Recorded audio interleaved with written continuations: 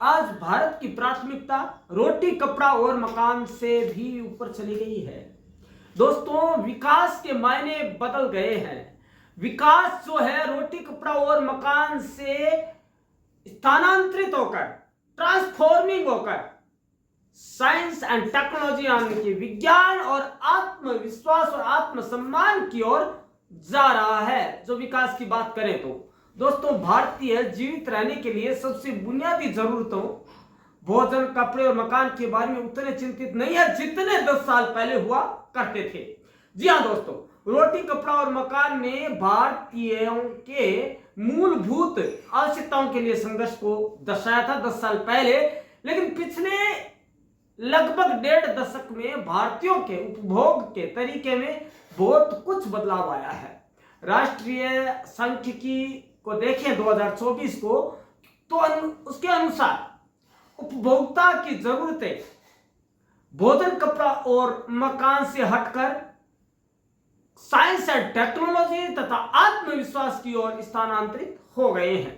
दोस्तों, वित्त वर्ष 2023 की बात करें तो निजी अंतिम उपभोग व्यय मतलब उसमें आवश्यक वस्तुओं की हिस्सेदारी में कमी आई है, जबकि स्वास्थ्य, शिक्षा, साइंस, टेक्नोलॉजी और आत्मसम्मान में वृद्धि हुई है। स्वास्थ्य में 8.2% और शिक्षा में 7.5% की वृद्धि हुई है। आवास व्यय 16.4% से घटकर 13% और कपड़े का व्यय 6.1% से घटकर 4.8% हो गया है। लेकिन यही यदि हम साइंस एंड टेक्नोलॉजी में देखें तो दोस्तों यह क्रम से 8.2 से बढ़कर यह 12.3% हो गई है। और दोस्तों, लेकिन उसकी हिस्सेदारी जो रोटी कपड़ा और मकान है उसकी हिस्सेदारी 30.5 से घटकर 28.2 रह गई है। लेकिन दोस्तों, यदि हम स्वास्थ्य की बात करें, हम शिक्षा की बात करें, हम साइंस की बात करें, हम टेक्नोलॉजी यानी विज्ञान की बात करें, संचार की बात करें, हम बात करें अंतरिक्ष अनुसंधान की, तो उसमें लोगों की रुचि भी बढ़ी है और उनमें उनका विकास की तरफ जो सोचने का दायरा है वो भी बड़ा है।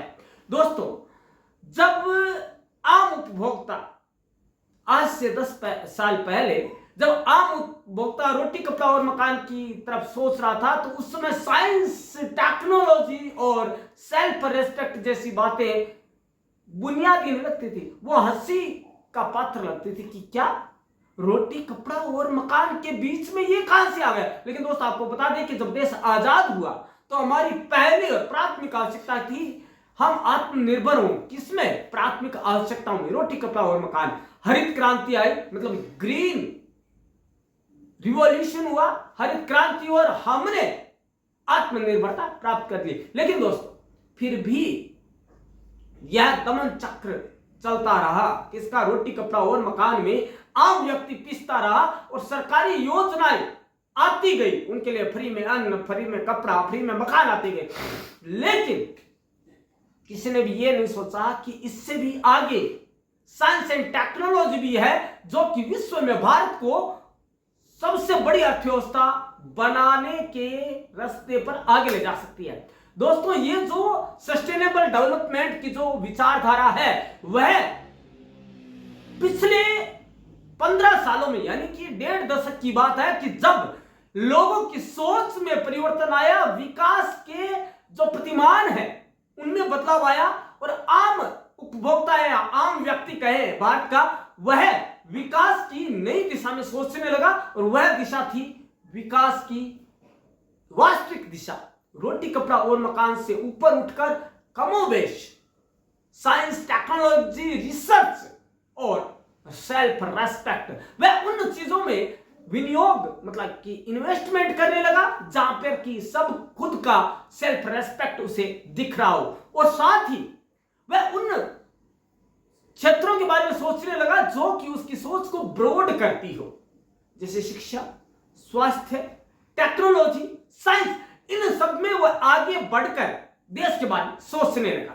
दोस्तों, अब आपको बता दें कि अब जो आबादी का जो इसमें प्रतिनिधित्व है किसमें, science technology and self respect में वो 31% हो चुका है। और दोस्तों 2031 तक 38% और 2047 में 60% तक होने की उम्मीद जताई जा रही है।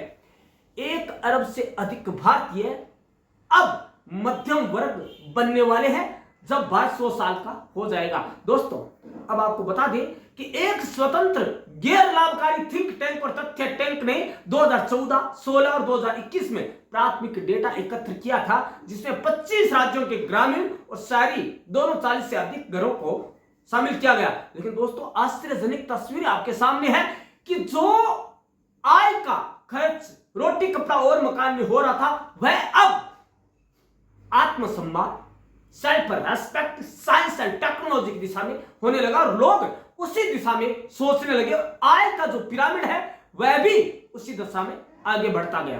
दोस्तों अब आपको बताना चाहूंगा कि जो शिक्षा है उसके प्रतिमान भी नए हुए। जब से राष्ट्रीय शिक्षा नीति 2020 घोषित हुई, उसके बाद से दोस्तों इतना ज्यादा परिवर्तन आया है लोगों की सोच में, लोगों के रहन सहन में, कि वो एक आश्चर्यजनक लगता है।